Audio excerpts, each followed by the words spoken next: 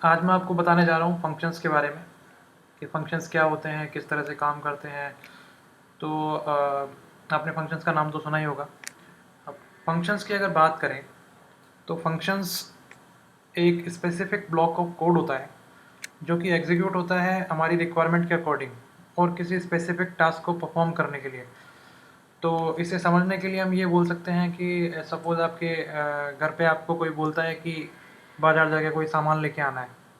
तो उस टाइम आप एक फंक्शन का काम करते हैं और आपको कुछ इनपुट दिया जाता है। सपोज़ आपको 100 रुपये दिए और 100 रुपये दे के आपको बोला कि आप घर बाज़ार जाके कोई सामान लेके आओ। तो आप जो है घर पे आके वो सामान दे देंगे और घर वाले आपसे सामान ले लेंगे। तो इस टाइम क्या है, आपने एक फंक्शन का काम किया है। आपने कुछ इनपुट लिया और कुछ आउटपुट दिया जिसने आपको कॉल किया। तो आपको यहाँ पे कॉल करने वाला कौन है? आपके पेरेंट्स, और आप हो गए एक फंक्शन। तो इस एग्जांपल के साथ हम समझने की कोशिश करते हैं कि कोडिंग में फंक्शंस किस तरह से काम आते हैं। तो चलिए हम देखते हैं, शुरू करते हैं। ये एक फंक्शन है। ये किस तरह से काम करता है ये किसी को नहीं पता और कोई इसे जानना भी नहीं चाहता। तो फंक्शन क्या है? अपने एक ही कोड में मल्टीपल फंक्शंस हो सकते हैं। सपोज ये अपने दो फंक्शन हैं, ये F1 और F2। ठीक है, ये दो फंक्शन है। अब ये जो दो फंक्शंस हैं इनकी कुछ स्पेसिफिक फंक्शनैलिटी होगी। सपोज ये फंक्शन ऐड करता है और ये करता है मल्टीप्लाई। तो ये दोनों फंक्शन हैं, इनकी दोनों की अलग अलग फंक्शनैलिटी है। तो जब भी हमें पूरे कोड में कुछ ऐड करना होगा, ठीक है, तो हम ये ऐड फंक्शन कॉल कर सकते हैं। ठीक है, ऐड फंक्शन कॉल करेंगे तो यहाँ पे ऐड हो जाएगा। अब क्या ऐड करना है वो यहाँ पे हम इसको इनपुट में दे सकते हैं। और दूसरा होता है मल्टीप्लाई का, जिसको हमें मल्टीप्लाई अगर करना हो तो यहाँ पे हम इसको इनपुट दे सकते हैं कि क्या मल्टीप्लाई करना है। सिंपल, ये इतना कंसेप्ट आपको समझ में आया। अब हम इसको कोड में मैं आपको लेके चलता हूँ और मैं बताता हूँ कोड में इसको कैसे इम्प्लीमेंट करेंगे। ठीक है, तो ये हमने देखा। पहले हम F1 और F2 बना लेते हैं, फिर मैं आपको दिखाता हूँ किस तरह से करते हैं।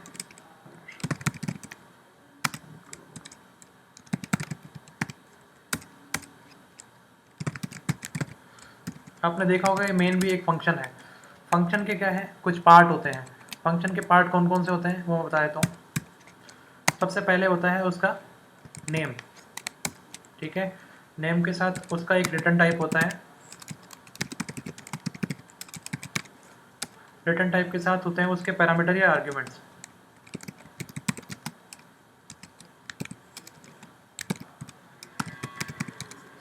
ठीक है, ये और इसके अलावा एक होती है फंक्शन की बॉडी। ठीक है, तो अभी अगर हम यहाँ पे कुछ पास करते हैं, ठीक है, तो ये हो जाएंगे अपने पैरामीटर। ये हो गया फंक्शन का नाम, ये हो गया उसका रिटर्न टाइप, और यहाँ पे जो दोनों ब्रैकेट्स हैं उनके बीच में जो भी लिखा जाएगा वो फंक्शन की बॉडी हो जाएगी। ठीक है, किसी भी फंक्शन को लिखने के लिए हम उसकी बॉडी को डिफाइन करना हमें ज़रूरी है। ये चार पार्ट होने बहुत ज़रूरी है। इन चारों पार्ट्स के बिना फंक्शन नहीं बनाया जा सकता। तो अभी जैसे हमने दो फंक्शंस का एग्जांपल लिया था।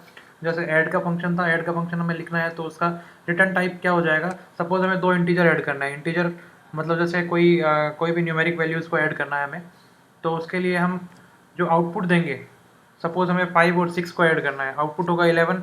तो वो 11 हमारा होगा इंटीजर। उसको बोलते हैं रिटर्न टाइप, कि किस टाइप की वैल्यू फंक्शन रिटर्न करेगा। तो वो होगा इंटीजर टाइप की वैल्यू। फंक्शन का नाम क्या रहेगा, हमने लिख दिया ऐड। ठीक है, फिर यहाँ पे जो ये कर्ली ब्रेसेस है इसको पैरेंथेसिस बोलते हैं। इस पैरेंथेसिस के बीच में हम क्या करेंगे, अपने आर्ग्यूमेंट्स या पैरामीटर्स लिखेंगे। आर्ग्यूमेंट्स या पैरामीटर यहाँ पे क्या हो जाएंगे, सपोज हमें दो नंबर को ऐड करना है तो हम लिखेंगे इंटीजर टाइप का A और इंटीजर टाइप का ही B। ये दो अपने वेरिएबल्स हो गए। इन वेरिएबल्स को हम क्या करेंगे, यहाँ पे नीचे यूज़ करेंगे इस बॉडी में। इस बॉडी में इन वेरिएबल्स को यूज़ किया जा सकता है, और मैं आपको करके दिखा देता हूँ अभी। जैसे यहाँ पे मैंने एक और इंटीजर बनाया C। ठीक है, अब मैंने किया C इक्वल्स A+B। ये सिंपल अर्थमेटिक है जो हम यूज़ करते हैं 10th में, 12th में, और जो भी हमने प्राइमरी एजुकेशन के दौरान सीखी होती है वही अर्थमेटिक है। वेरिएबल्स जो होते हैं उसमें एक्स वाई हम पढ़ते हैं मोस्टली, तो यहाँ पे ए बी या फिर एक्स वाई कुछ भी लिख सकते हैं आप, कोई फ़र्क नहीं पड़ता उससे। यहाँ पे सी में हमारा आउटपुट आ चुका है, तो हम सी में जो आउटपुट है उसको रिटर्न कर सकते हैं। रिटर्न एक कीवर्ड है, ठीक है। सी लैंग्वेज में कुछ स्पेशल कीवर्ड्स होते हैं जो रिजर्व्ड होते हैं, उनको आप किसी वेरिएबल के नाम में या फंक्शन के नाम में उनको यूज़ नहीं कर सकते, ठीक है। इनको बोलते हैं रिजर्व कीवर्ड्स। तो यहाँ पे जो रिजर्व कीवर्ड है वो 32 है अपने पास, जिनमें से रिटर्न भी एक रिजर्व कीवर्ड है, इंट भी है, फ्लोट भी है और इंक्लूड भी है। इस तरह के कुछ कीवर्ड्स हैं जिनको आप उनके कुछ स्पेसिफिक मीनिंग्स होते हैं, उनके अलावा आप उनको यूज़ नहीं कर सकते। तो हम अगर बात करें रिटर्न की, तो यहाँ पे हम सी को रिटर्न करवा देंगे, ठीक है। तो अब इस ब्लॉक ऑफ कोड को हम जहाँ चाहें जितनी बार चाहें यूज़ कर सकते हैं। इससे क्या होता है कि कई बार हम जब कोड लिखते हैं तो हमें बार बार एक ही फंक्शनलिटी चाहिए होती है, तो उस फंक्शनलिटी के लिए हम एक फ़ंक्शन बना देते हैं और उस फंक्शन को बार बार यूज़ कर लेते हैं। जिससे क्या है कि हमें, सपोज़ ये तो छोटा सा है, ये तो एक एग्जांपल है, जैसे बड़ा ब्लॉक ऑफ कोड होता है अपने पास, कोई बड़ी फंक्शनलिटी है, सपोज़ मेल सेंड करना है किसी को या कोई भी ऐसा कोई बड़ा काम है, जैसे सब्सक्राइबर्स को सबको एक साथ मेल भेजना है, तो उस तरह की जो चीज़ें होती हैं उनको हम इम्प्लीमेंट करने के लिए ये फंक्शंस यूज़ कर सकते हैं। और इसमें जो भी ब्लॉक ऑफ कोड लिखा होगा उसको आप कितनी भी बार यूज़ करें कोई इशू नहीं आएगा, ठीक है। तो हमने पहला फंक्शन बनाया, दूसरा फंक्शन मैं बना लेता हूँ, मल्टीप्लाई। इसमें मैं लिख देता हूँ integer A and integer B, ठीक है। ये फंक्शंस हैं, इनको बनाने से कोई भी कोड में फ़र्क नहीं पड़ेगा, ठीक है। आप कितने भी फंक्शन बना के रख सकते हैं और ये यूज़ तभी होंगे जब आप इनको कॉल करेंगे। ये तो होती है फंक्शन का डिक्लेरेशन और फंक्शन की बॉडी, ठीक है। और अभी मैं जो है बॉडी लिख रहा हूँ दोनों फंक्शंस की, फिर उसको कॉल कैसे करते हैं वो मैं बताता हूँ। इंटीजर सी, यहाँ पे हम सी इक्वल्स ए मल्टीप्लाई बी कर देंगे और उसको रिटर्न कर देंगे सी को, ठीक है। ये अपने दो फंक्शन बन गए, एक है ऐड के लिए, एक है मल्टीप्लाई के लिए, ठीक है। मैं इन दोनों को आपको यूज़ करके दिखाता हूँ यहाँ पे। जैसे हमारे पास इंटीजर ए हो जाएगा और बी हो जाएगा, ये दो अपने पास इंटीजर हैं। इसमें मैंने, इसको आप कुछ भी लिख सकते हो, कोई फ़र्क नहीं पड़ता। जैसे मैं इनको एक्स और वाई ले लेता हूँ जिससे आपको अच्छे से समझ में आ जाए। तो x इक्वल्स 5 मैंने ले लिया और y इक्वल्स 10 मैंने ले लिया, ठीक है। अब मैं इन दोनों फंक्शंस को कॉल करता हूँ, ठीक है। तो कॉल करने के लिए मैं क्या करूँगा, एक और वेरिएबल ले लेता हूँ z equals add x, y। या मैं दो अलग अलग वेरिएबल बना देता हूँ, एक में हो गया एडिशन, दूसरे में मल्टीप्लिकेशन, ठीक है। तो एडिशन जो है वो हम यहाँ लिख देंगे, मल्टीप्लिकेशन जो है वो हम यहाँ लिख देंगे और यहाँ पे हम x, y लिख देंगे, ठीक है। ये है इस फंक्शन की कॉलिंग। किसी भी फंक्शन को कॉल करने के लिए हम क्या करेंगे, फंक्शन का नेम लिखेंगे, ठीक है, राइट साइड में, और उसके आर्ग्यूमेंट्स लिखेंगे या पैरामीटर लिखेंगे यहाँ पे इसके साथ ब्रैकेट के अंदर, इसको हम बोलते हैं पैरेंथेसिस। पैरेंथेसिस के अंदर इसके पैरामीटर या आर्ग्यूमेंट्स लिख देंगे, फंक्शन का नाम इधर हो जाएगा और राइट साइड में वो वेरिएबल हो जाएगा जहाँ पे जो भी ये फंक्शन रिटर्न करेगा वो वैल्यू राइट साइड में आ जाएगी, असाइन हो जाएगी इसमें। तो हमारे पास दो अलग अलग वेरिएबल्स हैं, एडिशन और मल्टीप्लिकेशन, ठीक है। इन दोनों वेरिएबल में एक में एडिशन होगा, एक में मल्टीप्लिकेशन होगा।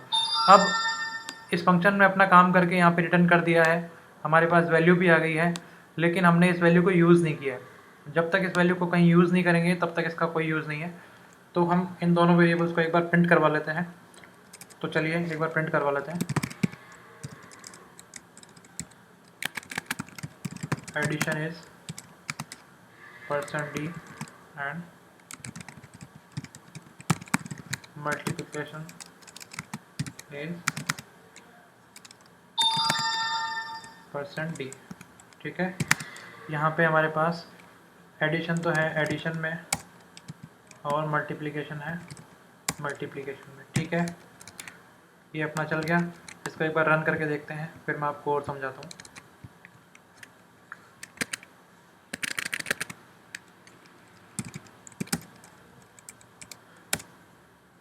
ये हमारा कोड कंपाइल हुआ, इनवैलिड इम्प्लीमेंट डिक्लेरेशन, ठीक है।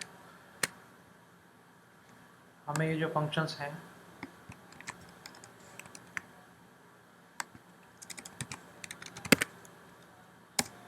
इनको हमें ऊपर डिफाइन करना पड़ेगा। ऊपर डिफाइन क्यों करना पड़ेगा?